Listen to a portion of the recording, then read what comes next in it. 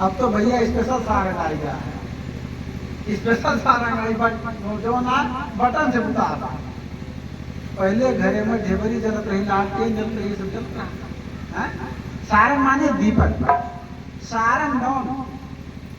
तो बहुत जाने तो ऐसे फूंक के बुताई जाए, लेकिन जो सुघर महिलाएं हैं, सुघर धर्मपत्नियां हैं, वो आंचल से दीपक को बुझाती थी। दीपक क्या है? लक्ष्मी जी के समान है, तेजवान है, उससे तेज प्राप्त होता है। उसको आंचल से ऐसे आराम से बुझा देती थी। आंचल भी नहीं करने पाता था और दीप भी बुझ सारंग।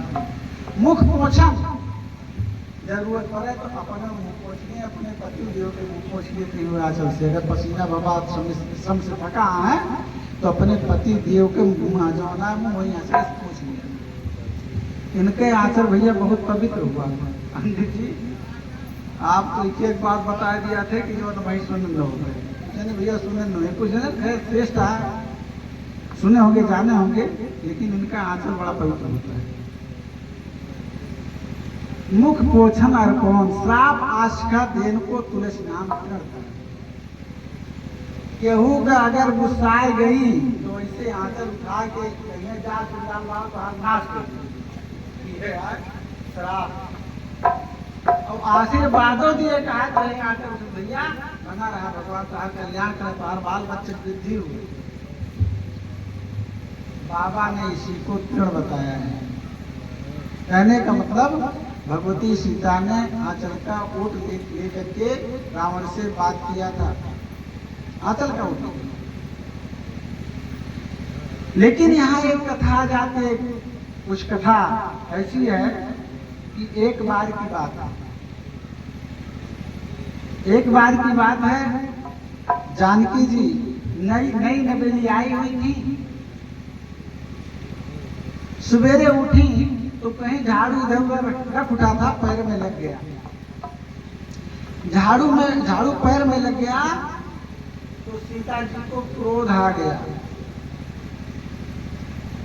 सीता जी को क्रोध आ गया। झाड़ू क्या है भाई? सीट का बना हुआ तिनका ही तो है। सीता जी को क्रोध आ गया तो सीता जी ने क्रोध से झाड़ू को देखा, बस वो झाड़ू जल करके भस्म हो गया। वो झाड़ू जल करके भस्म हो गया। माता कौशल्या जी भी जग रही थी, उन्होंने इस बात को देखा, अरे मेरी बहू में इतना क्रोध है, मेरी बहू में इतना क्रोध है, किसके देखने से झाड़ू जल गया। भैया मोह बुढ़ा थी, सखिया थी, धीरे धीरे मोह बुढ़ा हिंदू पुराने भैया सखिया जाते ना, तो क्या आप सखिया कहे ना मोह बुढ़ा दे सास होई, कहाँ हो सकत भैया कौनो गलती हम सोई जाए, ध्यान न करे। और हमार पतवा जो तनी उससे ही लिया है, तो करे आखिर अभी बताए ना आखिर कितना बुरा है। अभी एक चीज बताओ तो हम ये समझे जाए आखिर कितना बुरा है, कितना तेज आएगा। कई बात बता दे और सब ऐसे कथा चले और आखिर देखे कितना बड़ा बुरा है। सीता जी लिखी तो बच गए। कौशल्या जी सोचत यहाँ कहाँ मौज कौन अनबन भैया भैया बढ़ाई जाए तो कहा हुए इनके ऋषि लाग जाए और लखे तो हम जय सीताराम, सब तो बड़ा गड़बड़ आए। माता कौशल्या ने उपाय सोचा, कैसे करूं कि इस बहू को क्रोध न लगे, कैसे क्या उपाय करूं इस बहू को हमारे क्रोध न आए। इसके लिए हमें कोई उपाय करना पड़ेगा। तो उस दिन जब प्रभु जी राम जी भोजन करने बैठे, माता जी ने दूध दिया गिलास में, गिलास में दूध दिया और हमने थोड़ तिनका डाल दी भैया, खर डाल दी। माता कौशल्या जी ने दूध में एक तिनका डाल दिया, खर डाल दिया। और ओकरे बाद में प्रभु जी का दिए लागे, अपने पुत्र राम का दिए लागे, निगाह दूसरी तरफ कर ले जाना देखती नहीं, आराम से गिलास ऐसे राम को पकड़ा दी, लखत वही है। राम जी ने गिलास पकड़ा तो हमारा धर्म होता सबसे पहले निगरानी करने, भाई भोजन में खाने की वस्तु में कुछ पड़ा तो नहीं, निगाह पड़ी। इतना बड़ा तिनका, भाई बहुत छोटा मोटा होता तो हो सकता है माता जी बूढ़ी होगी निगाह न पड़े, लेकिन बड़ा तिनका थोड़ा बड़ा था।